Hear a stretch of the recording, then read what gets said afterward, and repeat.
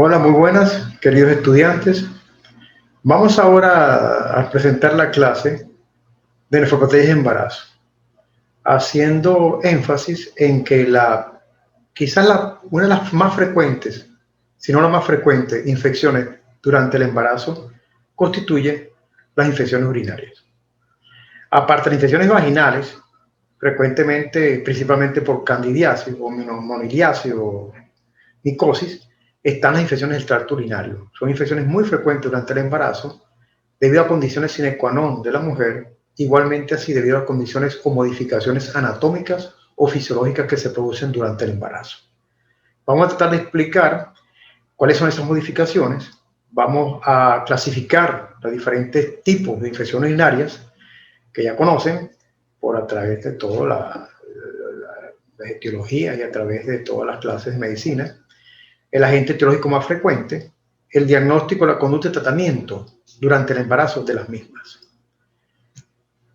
Tenemos que comenzar con que las modificaciones durante el embarazo, aparte de la condición sine qua non que tiene la mujer de la uretra corta, de la contigüidad, de la cercanía que tiene la uretra con el ano y el recto, es diferente a la uretra larga que tiene el hombre, y por lo tanto la frecuencia de infección urinaria es mayor, por supuesto, en el sexo femenino que en el sexo masculino.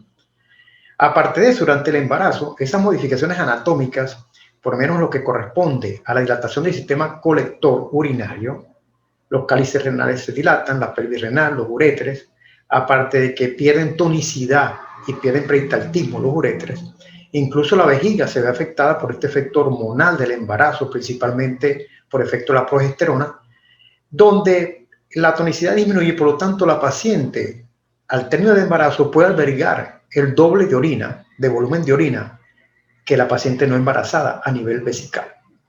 Si sumamos a esto esta dilatación del túbulo colector, a la compresión ureteral por útero gestante, en el caso de úteros grávidos superdistendidos por embarazos gemelares o embarazos múltiples, así como polidramio, bueno, se complica un poco más la parte anatómica. Estas modificaciones anatómicas están acompañadas también con modificaciones fisiológicas durante el embarazo. Recordemos que el gasto cardíaco aumenta un 25% durante el embarazo. Esto nos va a llevar a un aumento también de flujo plasmático renal, así como también un índice de filtración glomerular mayor, aproximadamente un 50% como mínimo. Lo que trae modificaciones es la resolución tubular, como podemos encontrar hasta glucosura en la orina y puede ser algo fisiológico. Aminoácidos, sodio y excreción mayor de ácido úrico. Recordemos que en la embarazada el índice plasmático de urea y creatinina generalmente está en los bordes límites normales que corresponde porque se va a eliminar bastante, a través del funcionalismo renal se elimina bastante la urea y creatinina, los vasoados. También podemos encontrar un poco de alcalinización en la orina, perder un poco su protección de acidez debido a la excreción de bicarbonato. Todas estas modificaciones predisponen a que la infección urinaria sea más fácil la colonización de bacterias, así como su multiplicación en el embarazo. Y también es mucho más sencillo durante el embarazo que esas infecciones urinarias se compliquen y pueden llevar, si no se tratan, a complicaciones que debemos evitar. Esa infección urinaria la clasificamos básicamente en tres grandes grupos: la bacteriuria sintomática, la cistitis y la pielonefritis aguda. La bacteria sintomática, como dice su nombre, es la presencia de bacterias en la orina de forma significativa. Ya vamos a explicar un poco esto, porque bacteriuria es bacteria en la orina, sin embargo no indica infección. La bacteriuria, presencia de bacterias en la orina, no quiere indicar necesariamente infección. Para eso generalmente está el gold estándar para diagnóstico de infección urinaria, que es el urocultivo. Nosotros hacemos urocultivo a la paciente y determinamos que hay infección urinaria cuando existe bacteriuria, pero que sea significativa. Significativa es cuando alcanza un porcentaje o una incidencia de más de 100.000 unidades formadoras de colonia por cc de orina, o 10 a la 5 unidades formadoras de colonia de bacterias por cc de orina. Cuando alcanza ese nivel, hablamos de infección urinaria. Es una infección, es una bacteria significativa y es una infección urinaria. Hay que diferenciar esto con la contaminación. La contaminación generalmente no alcanza el nivel de 100.000 unidades formadoras de colonia por cc de orina. Claro, esto no es absoluto. ¿Por qué no es absoluto? Porque si nosotros tomamos la muestra de una paciente por punción suprapúbica, la orina es estéril, toda la asepsia y antisepsia que podemos utilizar, si es adecuada, la punción suprapúbica, por supuesto, la paciente si tiene bacterias, aunque sean menos que a este nivel significativo, debemos considerar la infección urinaria. Otro ejemplo podría ser la paciente que sencillamente se hace un sondeaje, se coloca una sonda uretra y se toma muestra con todas las medidas de asepsia y antisepsia ideales, puede tener menor bacteria significativa y considerarse infección urinaria. No confiarse tanto en los exámenes, pues si la paciente tiene clínica de infección urinaria, repetir o ver o desconfiar un poco de ese examen, dependiendo. Otros casos se pueden presentar cuando pacientes no alcanzan esta variación significativa, pero tienen gérmenes gram positivos o gérmenes como micosis, que no son habituales en el tracto urinario y no necesariamente no tienen capacidad de replicación tan elevada como los más frecuentes del tracto urinario, que corresponden a los gram negativos, enterobacterias principalmente, Escherichia coli, un 80% de los casos. Entonces esto no es absoluto, pero sin embargo nos sirve como buen estándar para diagnosticar infección urinaria. Ahora entrando a la clasificación nuevamente de la bacteria sintomática, es la más frecuente en el embarazo. Es la más frecuente. Sencillamente, este es un trabajo que hicimos antiguo ya, pero donde nuestro medio siempre se ha presentado la infección urinaria más frecuente, bacteria sintomática. La paciente no tiene síntomas y está infectada. Por eso es la prioridad que tenemos nosotros en el primer día de consulta prenatal, pedir exámenes de orina. Generalmente este es un diagnóstico que se hace en forma no accidental, pero sí en forma de cribaje, porque se hace a todas las pacientes. La paciente no necesita tener sintomatología o molestia para hacer un examen de orina. Hay que hacérsela a todas las pacientes, independientemente de su condición, siempre y cuando esté embarazada, por supuesto. En la primera consulta diagnosticamos infección urinaria, bacteria sintomática y debe ser tratada, a pesar de que la paciente no tiene ningún síntoma. Ok, generalmente se presenta entonces hasta el 10% de las embarazadas. El germen más frecuente, como dijimos anteriormente, es Escherichia coli, enterobacteria, propia del tracto intestinal. Posteriormente puede presentarse por Klebsiella, Proteus, Enterococo, como aparece en la diapositiva. ¿Por qué tratar a esta paciente a pesar de ser asintomática? Es vital tratarla. ¿Por qué? Porque el 25 a 30%, dependiendo de la literatura de turno, vamos a encontrar que puede llevar a una pielonefritis aguda, una patología ya que puede producir complicaciones que no queremos. Tenemos una imagen aquí de una Escherichia coli. Vean la fimbria, los flagelos que tiene son una fimbria que son muy específicos, clásicos. Podemos hablar de especificidad incluso para el uroepitelio. Las células uroepiteliales tienen receptores. Estos tienen receptores para esas células y se fijan muy bien al uroepitelio. Son casi específicas para el uroepitelio. Aquí tenemos nuevamente lo que encontramos en el trabajo ya antiguo, donde el germen más frecuente en nuestro medio también, y sigue siendo así, es Escherichia coli. Aquí en esta diapositiva es importante señalar que el trabajo debe ser un poco estricto en el sentido para realizar urocultivo. Realmente la paciente cuando ingresa al hospital, automáticamente con clínica o sospecha de infección urinaria o un examen patológico, se instaura tratamiento sin tomar muestra de urocultivo. Lo ideal sería tomar muestra de urocultivo, instalar el tratamiento dependiendo de la sintomatología, la necesidad del mismo, antes que esperar el urocultivo, en forma profiláctica con antibióticos, pero hay que tomarle muestra inicialmente. Generalmente la bacteria sintomática se trata de forma ambulatoria. ¿Se pueden considerar infecciones urinarias complicadas? No tanto así, o sea, pueden considerar las infecciones urinarias en el embarazo de prioridad, o sea, son importantes, pero no todas se hospitalizan, eso es que está claro, no todas se hospitalizan. La bacteria sintomática es una de ellas, que requiere tratamiento ambulatorio. Lógicamente, tratamiento ambulatorio nosotros administramos no solamente ampicilina, porque ya sabemos que el resultado, la resistencia bacteriana para la ampicilina es muy elevada. Utilizamos entonces Consuvaxtan, cefalosporina o nitrofurantoína. Debemos aclarar que la nitrofurantoína, más adelante aclararemos un punto importante, que la que menos resistencia produce todavía en nuestro medio, debido a que es la última opción que utilizamos para el tratamiento. El tratamiento es ambulatorio, como dije anteriormente, oral, puede ser parenteral oral, dependiendo si la paciente lo requiere, pero generalmente es oral. Y el tratamiento sería por una semana hasta 10 o 12 días. Un poquito más de lo que dice aquí, una semana, pero generalmente están dando actualmente una semana hasta 10 días.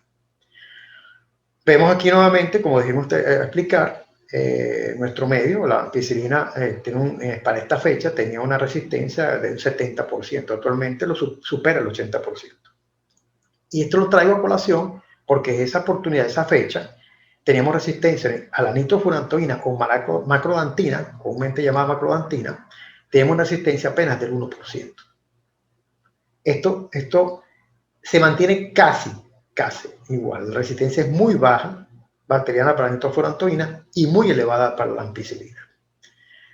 Otro cuadro que debemos manejar es, aparte de la bacteria sintomática, que debe tratarse todo el mundo de forma ambulatoria, está la cistitis. La cistitis es un cuadro ya clínico sintomático, es una bacteriuria significativa sintomática, donde hay afectación a nivel de la uretra y también a nivel de la vejiga. Y por lo tanto la paciente tiene un cuadro de este tipo. La paciente presenta disuria, poliacuria, urgencia miccional, tenesmo vesical, puede presentar dolor suprapúbico, pero lo característico también es que hay ausencia de síntomas sistémicos, que es lo que va a prevalecer cuando encontremos la otra tipo entre la clasificación de infección urinaria como la pielonefritis. Esta paciente también, a pesar del cuadro clínico que presenta, la paciente puede ser tratada también en forma ambulatoria, bien sea tratamiento, depende del que consiga actualmente con la situación crítica que tenemos, puede ser parenteral, pero con tratamiento oral puede salir la paciente, con tratamiento oral. Lógicamente el tratamiento va a ser un poco más extenso en el sentido de tiempo en que va a ser tratada. La paciente puede tratarse de 7 hasta 12, 14 días con tratamiento. Esta paciente, el problema está en que, a diferencia de la bacteria sintomática, usted puede esperar el urocultivo, entre comillas. Entre comillas hablamos de que podemos esperar el urocultivo. En este caso, la paciente está sintomática. Hay que dar tratamiento, tomar la muestra y dar tratamiento de una vez, sin esperar el urocultivo por la sintomatología que siente. Entonces, tratamos de darle tratamiento empírico basado en ¿qué? Basado en el agente etiológico más frecuente en nuestro medio y el agente etiológico que menos resistencia haya hecho al antibiótico en nuestro medio. Por eso es importante conocer, por la parte del área hospitalaria, cuál es la resistencia a los antibióticos que tenemos y cuál es el agente etiológico más importante y más frecuente. Por supuesto, el tratamiento va a ser más extenso, como dije anteriormente, puede extenderse a la semana, hasta 2 semanas de tratamiento, Llegamos ahora a lo que no debería llegar una paciente embarazada. A esto no debe llegar la paciente embarazada. Si usted hace un control prenatal adecuado, utilizando el gol estándar, si usted ve una infección urinaria en un examen general de orina, ¿verdad? O algo subjetivo, infección urinaria, que hay muchos bemoles allí, porque normalmente en el examen general de orina usted puede detectar una leucocituria mayor de 10 leucocitos por campo, puede encontrar bacterias abundantes, pero a veces está la confusión con la contaminación. Por lo menos si hay bacterias abundantes y celularidad abundante, nos puede llamar la atención y leucocitos apenas de 10 o 12, nos puede hablar de un proceso de contaminación, porque la celularidad tiene que estar cero. No hay celularidad en el examen general de orina, no debería tener. Aparte de eso, si vemos hematíes, vemos contaminación por microhematuria, entonces es difícil determinar una infección urinaria franca en estos momentos. Entonces lo ideal sería hacer urocultivo. Pero hay que tratar a la paciente. Básicamente, el cultivo es lo ideal. Para tratamiento, el cultivo es ideal. ¿Cuál tratamiento basado en qué? Eurocultivo es lo ideal. Volviendo a la pielonefritis aguda, esta es una afectación ya del tracto urinario alto, donde la afectación del parénquima renal y del sistema colector. Se presenta un 2-4% de las gestantes, más frecuente, por supuesto, en embarazos avanzados. El germen sigue siendo el más frecuente de todos, Escherichia coli. Puede haber recurrencia. Esta recurrencia puede ser, entendamos que hay dos conceptos básicos que se habla de recurrencia o recidiva o reinfección. Cuando nosotros estamos una paciente, la tratamos, ¿verdad? Sea independientemente de cuál los tipos de infecciones en la clasificación, esperamos 2 semanas aproximadamente para hacer un urocultivo. Si en esas 2 semanas la paciente reincide o se reinfecta, ¿cuál es la diferencia? La reincidencia, la recurrencia es el mismo germen que estuvo inicialmente con la infección. El agente etiológico es el mismo.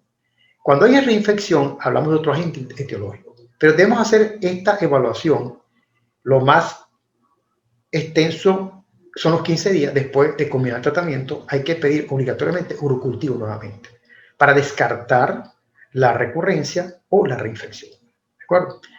Esto vamos a explicar que hay otros factores de por qué se produce recurrencia. Recordemos que aparte de las modificaciones anatómicas y fisiológicas durante el embarazo, existen condiciones previas de la paciente a nivel renal. Por ejemplo, pacientes que tengan una poliquistosis renal, una enfermedad poliquística renal, una paciente que tenga un riñón único, la paciente que tenga una riñón en herradura, pacientes que han sido trasplantadas y tienen un riñón. Esas son condiciones pielonefritis, una pielonefritis. Todas las condiciones que produzcan un riñón en riesgo o que produzcan un riñón que pueda tener éstasis urinario son condiciones que nos tienen que llamar la atención y tener más vigilancia con esta paciente. Esto puede provocar complicaciones de pielonefritis aguda. Disfunción renal, un 20%, es transitoria, puede producir, pero otras complicaciones que vamos a ver más adelante también se pueden producir. Los síntomas de la pielonefritis aguda es florida. Puede presentar síntomas iguales, similares a lo que tenía la cistitis, pero a esto se le suman otros más, que es la afectación general de la paciente. La paciente está afectada sistémicamente, la paciente presenta hipertermia, la paciente puede tener dolor lumbar, costo vertebral derecho o izquierdo, en forma espontánea o puñopercusión positiva. La paciente va a estar deshidratada, va a tener náuseas, vómitos, cefaleas, va a ser un cuadro más florido y va a estar sistémicamente afectada, en forma sistémica. El laboratorio va a estar también mucho más florido, por supuesto, mayor sedimento, mayor presencia de proteinuria, va a tener hematuria, esto va a ser una turbidez urinaria, va a presentar nitratos, son los nitritos, por degeneración de los nitratos se generan y producen nitritos, va a tener sus cilindros, que no, acuérdense que son moldes de los túbulos renales, los cilindros que pueden estar llenos o no de polimorfos nucleares, por lo tanto se llamarán hialinos o granulosos, dependiendo de su contenido. Entonces va a ser fácilmente orientada con el examen de laboratorio. Esta paciente, a diferencia de las otras dos tipos, no tipos, sino dentro del grado de clasificación urinaria, tiene que ser hospitalizada. Esta paciente no puede darse el tratamiento ambulatorio. Esta paciente debe estar hospitalizada obligatoriamente. El tratamiento va a ser, por supuesto, parenteral, inclusive, o sea, exclusivamente parenteral. Por lo menos las primeras 72 horas. No puede hacer otro tipo de tratamiento. Sino 72 horas parenteral, intravenoso. Posteriormente, dependiendo de la evolución, que lo primero que la paciente siente es mejoría y ausencia de fiebre, usted puede empezar después de los 72 o 5 días, pasar el tratamiento oral.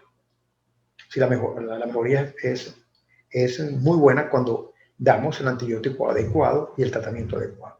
La paciente tiene que ser hidratada, su laboratorio periódico para ver su mejoría y la antibiótico-terapia.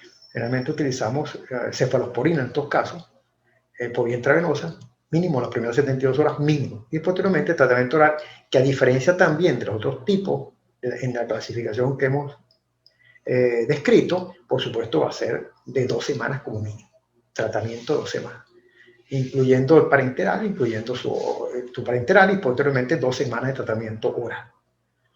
La paciente debe ser vigilada, la paciente tenemos que descartar de que no tenga, yo por mi parte, yo sugiero siempre, pacientes que hagan pielonefritis aguda, inclusive una sola, debe tener eco renal obligatoriamente, un eco renal. Hay que tener un eco renal para descartar otra patología subyacente que nos motive estas infecciones, que nos motive esta pielonefritis. Monitoreo fetal, por supuesto, control de signos vitales, y posteriormente regresar un control mensual. Esta paciente de pielonefritis, y más si tiene una condición sine qua non, por ejemplo, una litiasis renal, yo le pido siempre un examen de orina urocultivo mensual durante el control prenatal. Volvemos a la persistencia o recurrencia o reinfección. Generalmente utilizamos en estos casos de pacientes que hagan pielonefritis a repetición o infección urinaria a repetición, no necesariamente tienen que llegar a pielonefritis. Hago una infección urinaria a repetición. Yo hago mi eco renal y diagnostico a esta paciente es un riñón trasplantado o un riñón único y tiene un cuadro antecedente de pielonefritis en ese embarazo. Igualmente tiene un riñón con dilatación pericardial debido a litiasis renal, un riñón debido a un quiste. Yo le coloco tratamiento supresor. Tratamiento supresor, utilizamos la nitrofurantoína o macrodantina, que es el antibiótico que se utiliza de última opción, no porque sea malo, sino para evitar esa resistencia bacteriana que caracteriza a todos los tratamientos por antibióticos a larga data, con largo tiempo usado. Utilizamos en estos casos 100 miligramos vía, hasta la semana 34 aproximadamente. Después lo sustituimos por una cefalosporina, otro antibiótico que el urocultivo me haya dado inicialmente, que es sensible. ¿Por qué nitrofurantoína 34 semanas? Tiene una similitud con el tratamiento de sulfa que está contraindicado en el embarazo, que produce anemia hemolítica de recién nacido, en casos excepcionales. En esos casos de que el recién nacido tenga deficiencia en su eritrocito fetal de la glucosa 6-fosfato deshidrogenasa o de glutatión. Entonces, si tiene deficiencia en su superficie eritrocitaria fetal, puede producir una anemia hemolítica, una hiperbiliruremia. Entonces, a las 34 semanas tenemos que omitir la nitrofurantoína aún siendo tratamiento supresor nada más.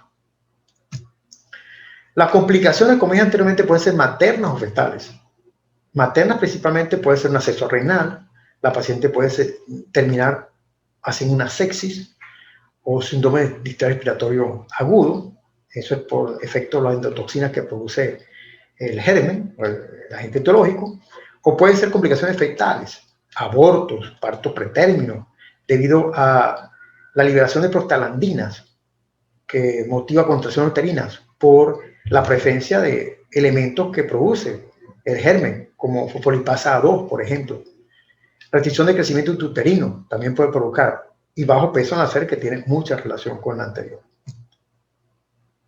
Vamos a hablar un poquito de insuficiencia renal. Aparte de la infección urinaria, es frecuente en nuestro medio encontrar insuficiencia renal, principalmente desde el punto de vista prerrenal. Acordémonos que el descenso de la función renal por debajo de 400 cc en 24 horas o 20 cc en una hora contabilizada indica insuficiencia renal. Generalmente nosotros tenemos, desde el punto de vista prerrenal, los cuadros hemorrágicos con respecto a la placenta previo de DPP, que son cuadros de hemorragia del tercer trimestre o del segundo semestre del embarazo, así como las hemorragias postparto. Esa depresión aparatosa de componente vascular nos puede llevar a una insuficiencia renal aguda desde el punto de vista prerrenal. Y es un 30% de los casos, y se ha visto, lo vemos frecuentemente. También puede ser una causa parenquimatosa, aparte de correr la preeclampsia severa, la preeclampsia o eclampsia, un 30% de los casos puede llevar insuficiencia renal también aguda, pero ya el componente desde el punto de vista de tipo de vista parenquimatoso o el compartimiento renal, no prerrenal. Recordar que la preeclampsia es una paciente que ustedes pueden ver edematizada, incluso con anasarca, y esa paciente está depletada de volumen vascular. Recordar que esa paciente es una paciente deshidratada intravascularmente. Aparte de eso, si usted suma los depósitos de fibrinógeno o fibrina en sus endoteliales, en los capilares glomerulares, lo que se llamaba antiguamente endoteliosis, se sigue llamando, pero se pensaba que era patognomónico de la preeclampsia, sino que se presenta en otras patologías, esa endoteliosis y la contracción de las arterias aferentes a nivel renal por la isquemia nos lleva a mayor isquemia, es una cadena, es una reacción en cadena. Entonces un 30% usted puede ver insuficiencia renal en caso de eclampsia y preeclampsia, es bastante frecuente. Menos frecuente, por supuesto, hipertensión maligna, sistema nefrótico, nefritis, puede ser lúpica o de inmunocomplejo de otro tipo.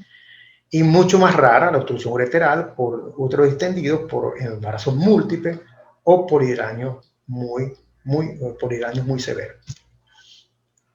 Recordemos que entonces hay una hiperperfusión renal, que esa hiperperfusión produce isquemia cortical, hay una insuficiencia de tipo prerrenal, si persiste la hipoperfusión, hay una necrosis tubular inicialmente tubular aguda, que es reversible si es tratada a tiempo, y evitar que llegue a la necrosis cortical, que sí ya es un componente casi irreversible.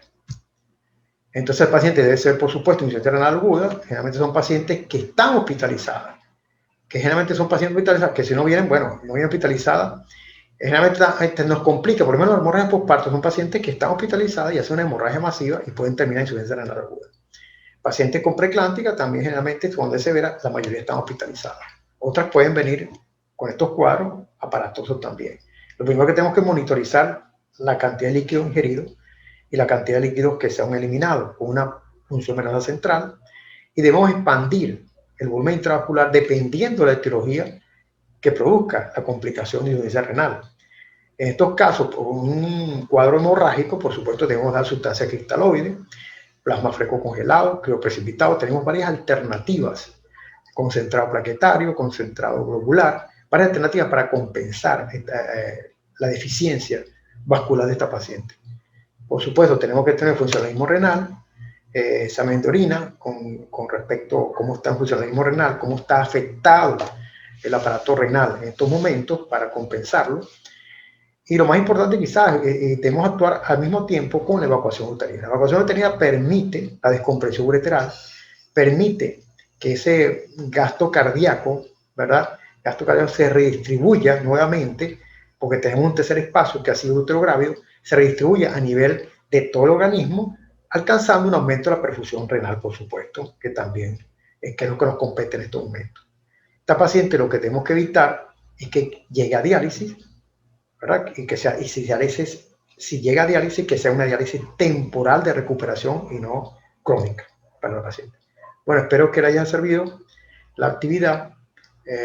Agradezco la excusa a los oyentes y nos vemos en la próxima clase entonces. Muchas gracias.